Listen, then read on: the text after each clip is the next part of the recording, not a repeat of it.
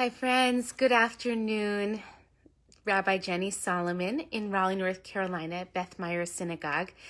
Wanted to offer a couple words as a mincha moment, as an afternoon offering of sorts. So we are in the Torah portion of the week is Parashat Mishpatim. As I mentioned last week, this is sort of the laundry after the ecstasy, right? We've had this incredible dramatic moment at Mount Sinai in last week's Torah portion where Moses received the Torah, received some form of revelation from God, and then transmits it to Bnei Israel, to the people. And in this week, it's one of the longest Torah portions in the entire Torah, and it's an incredible litany of laws, everything from personal injury, kidnapping, murder, all sorts of things that you need to create, how we treat animals, to create a civil society. And the verse which opens this week's Torah portion, it reads, Ve'ele hamishpatim asher tasim lifnehem. These are the laws, the mishpatim, that you will place before them. And in accordance with Jewish interpretation, there is the sort of simple pshat, obvious meaning. And then there are the potential layers of meaning that we can add to that simple meaning. So on the simplest level, it's basically God saying to Moses, these are the laws that you're going to place before the people. Perhaps not physically before them, but to place before them to follow. But there is also a teaching that what does it mean before them, lifnehem? That it's not about placing these laws about how you create a society. It's not so much about physically placing them before the Israelites, before us, the people.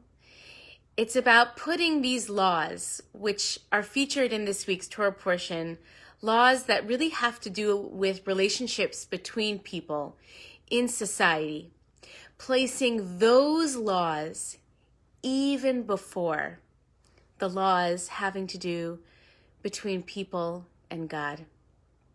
So in Judaism, we have these sort of two categories.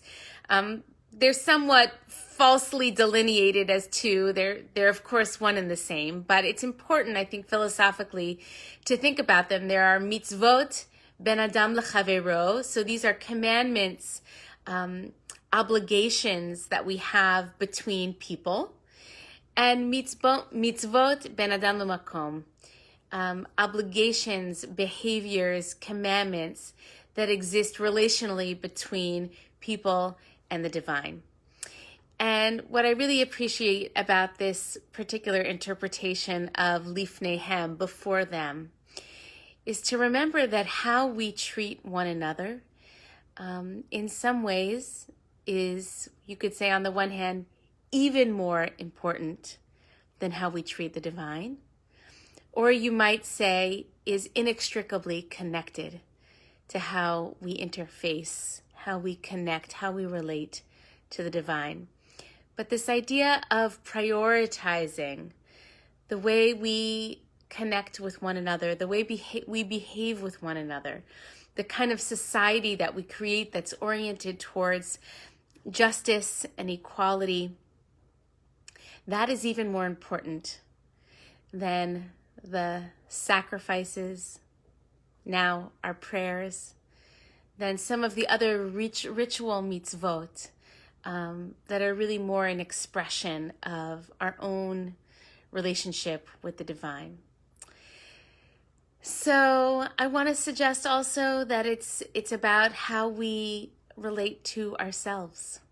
That when we talk about the society that we want to create and the laws that are going to help us structure that society, that how we connect to our own souls is not separate from that. So I wish all of us continued strength and perseverance as we pursue the policies, really quite literally the policies by virtue of who we vote for and the organizations that we support and how we behave in the world, and knowing that there's I think, a fair ground by which we can prioritize those things even above, and in some ways not separate from, how we relate to God. Wishing everyone shalom, peace.